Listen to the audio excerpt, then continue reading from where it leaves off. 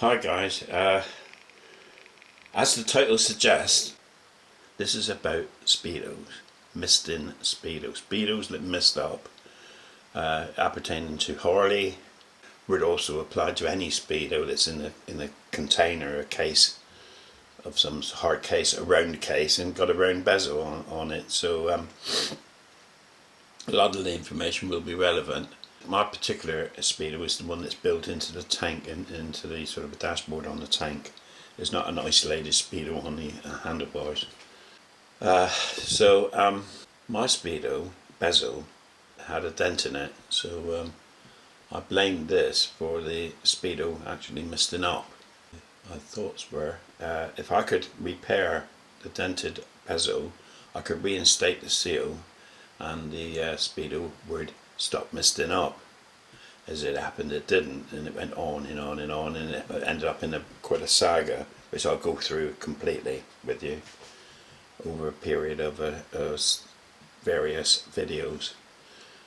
I went on to various forums, Harley Davidson. I'm not a member of any of these forums, so I just go on and eavesdrop and do a search, Google search, and it was no real answer. A lot of people were complaining about their speedo misting up, Harley Davidson forums particularly, and no real answer came forward. So it was a case of me getting on and doing it myself. And yes, it was successful. So it's if you've got a misting speedo, the answer will be there. So the first one is really, the first two or whatever, will be actually repairing the bezel. And of course, once I find out, once the bezel's completely repaired and it's still misting up, then I go on to other ventures. But we start the ball rolling with repairing a dented speedo on a repairing a Harley Davidson speedo which got a dent in the bezel. And there's plenty of those around, I can tell you that now. And it's a good repair, so here we go. This is the speedo, and this is the damage to the rim. I don't know if you can see that. It's a slight kink there, and a kink there, and it's compromised the seal. So I'm getting misting inside, particularly over the LED display. So the idea now is mount it in the lathe. I've thought of many ways of removing this bezel, and I've come up with my final solution that I'm going to try. It's quite a pronounced edge there. So the idea is I've cut a bit of thick wall pipe off in the lathe, machined it so it fits a bezel, so it holds the speedo and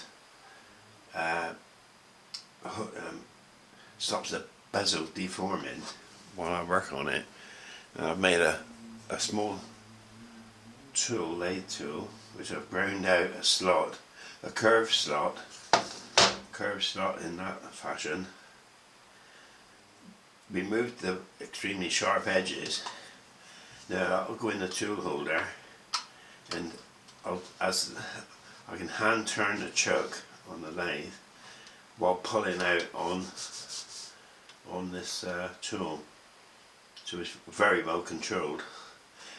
To stop this digging in, I can drop it down below centre height slightly, so the middle to bottom of the slot is actually pulling the bezel out. The bezel will be pulled out against the carrier, so it stopped the bezel actually deforming. Well, that's the theory anyway.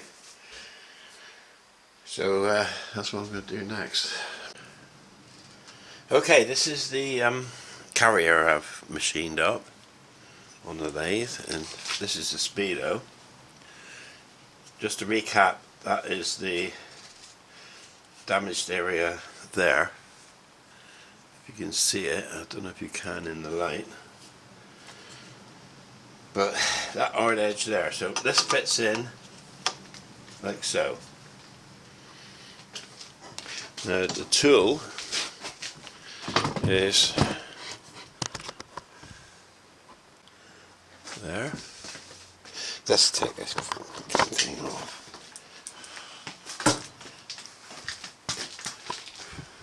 Right. Here is our speedo fitted into the machined recess. This is the form of the tool. I got it in dead straight, and if you can see that it's at the moment it is, I would say, about center height. Now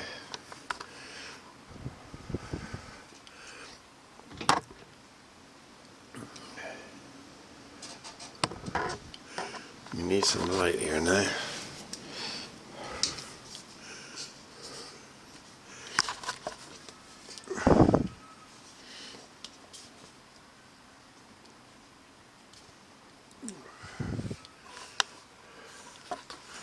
If I can show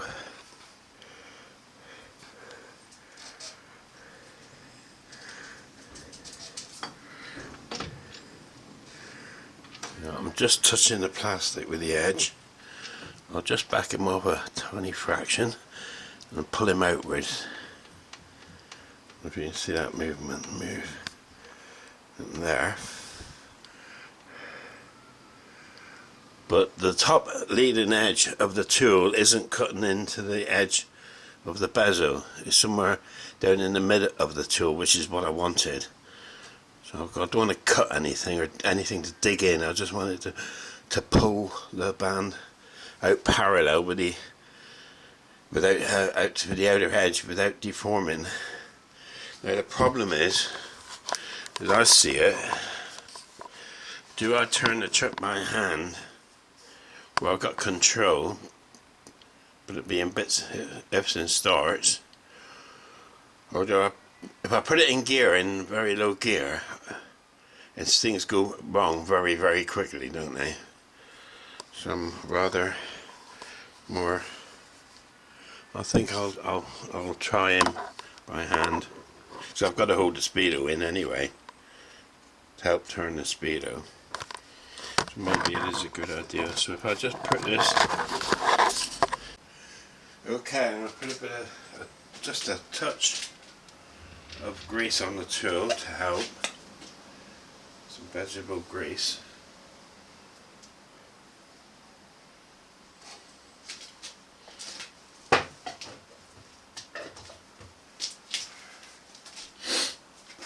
Move that one in now.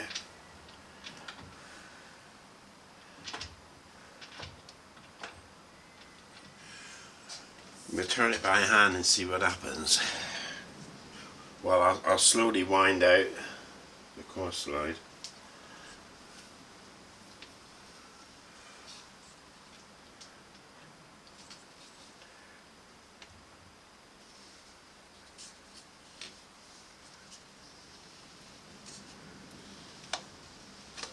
Oh my god, it ain't no way. No. Is it working already? I don't know.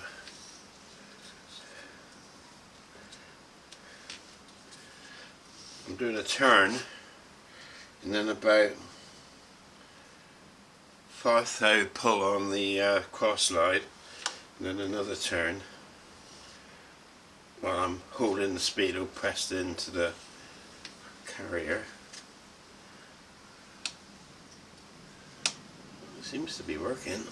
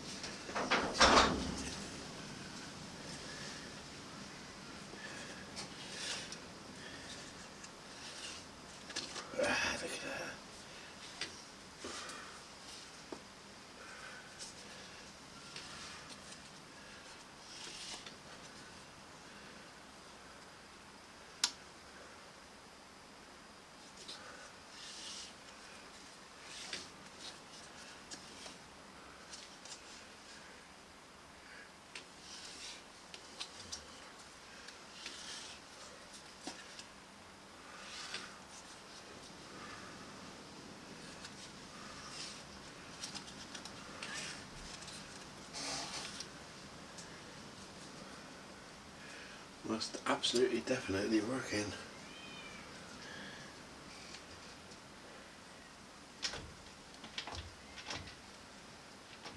I think that one, I think it'll virtually come out already. Let's have a look. Look at that. You see that?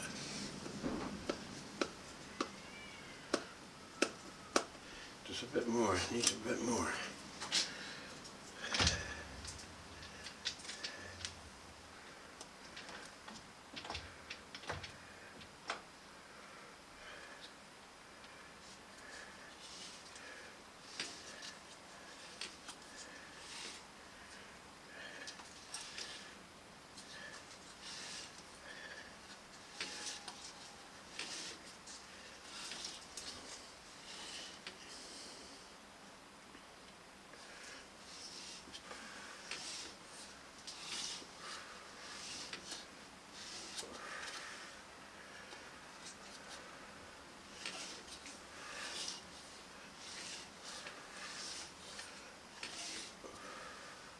Yeah, I think that's good enough. I think that's going to come out, you know.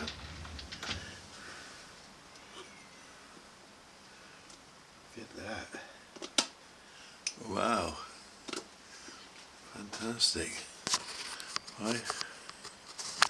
Zoom out a bit now.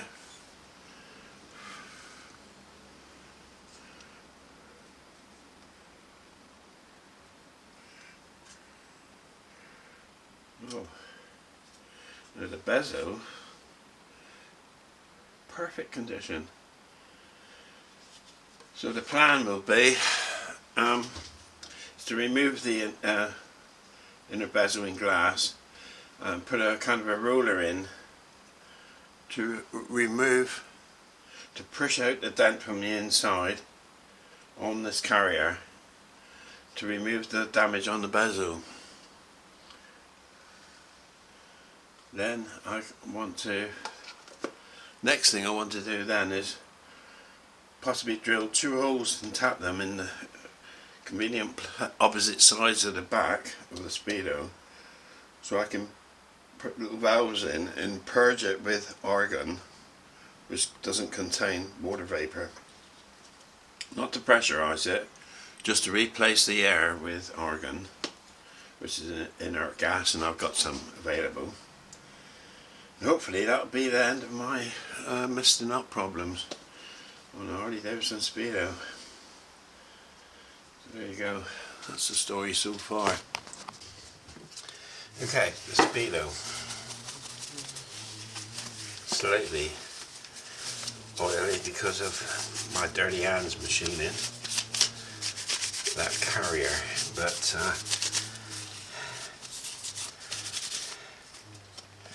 look at that, look at the edge. I don't know if you can see that edge. Absolutely perfect. I'm really pleased with that. Now I'm going to have to actually put that edge back on, roll that edge back on. I will in fact do that, I'll roll it. So I'll have to make a little tool. It's got a wheel on the end, and actually roll it back in while turning on the lathe. So this will come apart so easily now.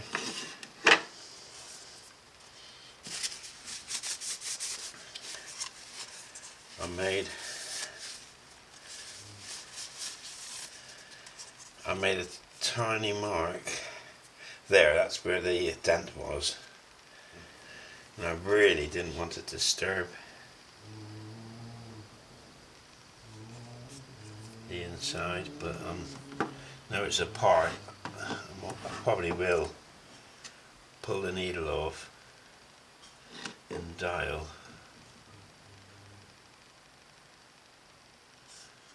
But that's not the purpose. What I really want to do, what's important to me, is this bezel. So we take the bezel out, and look, you can see a kink in the rubber seal, right there. That's interesting. Glass isn't damaged. So I think if we turn the seal, So that slight indentation is somewhere else, and bring that one back to be a fresh seal on the repaired area, which is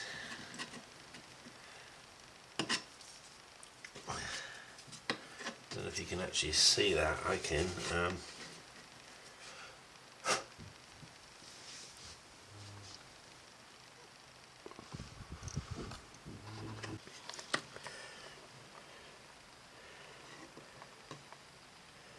Don't know if you can actually see the dent that I've got to remove. Relatively sharp dent, but if I make a correct shape tool and roll it out, not try to force it out, but roll it out, I probably might get away with that. It's in an inconspicuous part of the dial, the way it's mounted on the tank, so I'll probably put that back in the same position. There's a slight, ever so slightly deformed in that area. Got the kink. If you actually see the kink there.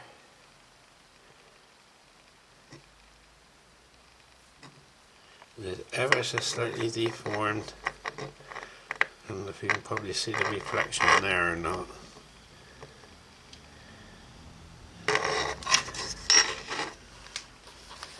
But there, that's the story, and I'm very, very pleased how that went, and how easy it was, with no damage whatsoever.